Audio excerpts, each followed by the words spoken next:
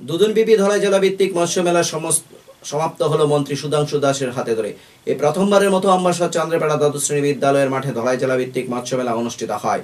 শনিবার সন্ধ্যারাতে মন্ত্রী সুধাংশু দাস মৎস্য মেলা, পুষ্প মেলা, সবজি প্রদর্শনী সমাপ্তি অনুষ্ঠানে উপস্থিত ছিলেন। মাছকে খাবার দিয়ে সমাপ্তি দিনের অনুষ্ঠানের উদ্বোধন করেন মন্ত্রী সুধাংশু দাস। সমাপ্তি দিনের অনুষ্ঠানে উপস্থিত ছিলেন ধলাই জেলার জেলা সভাধিপতি সুস্মিতা দাস, ধলাই জেলার জেলাশাসক সাজু ওয়াহিদ, 47 আম্বাসা বিধানসভা কেন্দ্রের বিধায়ক চিত্তরঞ্জন দেববর্মা, সহকারী সভাধিপতি অনাদি সরকার, বিএসসি চেয়ারম্যান পরিমল দেববর্মা সহ অন্যান্যরা।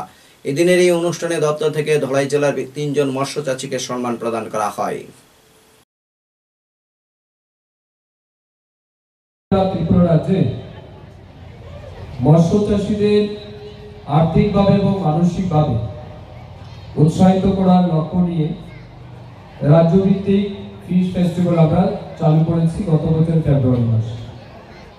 এবং আমাদের উদ্দেশ্য ছিল রাজ্যে যে সমস্ত মৎস্য চাষী আছেন বা মৎস্যজীবী আছেন যারা সারা বছর পরিশ্রম করে মাছ চাষ করেন এবং আমাদের মাছের যে চাহিদা রয়েছে সেই মাছের চাহিদা পূরণ করতে বা যোগান প্রদান করতে তারা যারা প্রতিনিয়ত কাজ করে যাচ্ছেন, বছরের শেষে কোথাও না কোথাও তাদেরকে সম্মানিত করা কিংবা তাদের কথা মনে করার মতো কিছু না কিছু একটা অনুষ্ঠান হওয়া উচিত।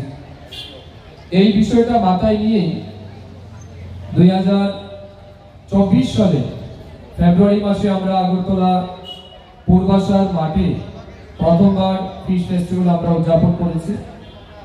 এবং এই বছর থেকে আমরা সিদ্ধান্ত নিয়েছি যে কেন শুধুমাত্র রাজ্যভিত্তিক এই উৎসবটাকে আমরা সীমাবদ্ধ করি, কেননা এটাকে জেলা স্তর কিংবা গ্রামীণ স্তরে আমরা নিয়ে যাই, যাতে করে গ্রামীণ এলাকার কিংবা জেলা লেভেলে যে সমস্ত প্রোগ্রেসিভ ফিশ ফার্মার আছে তারাও সেই সমস্ত প্রোগ্রাম থেকে উৎসাহিত হবে, তাদের কন্ট্রিবিউশনকে আমরা রিকগনাইজ করতে চাই।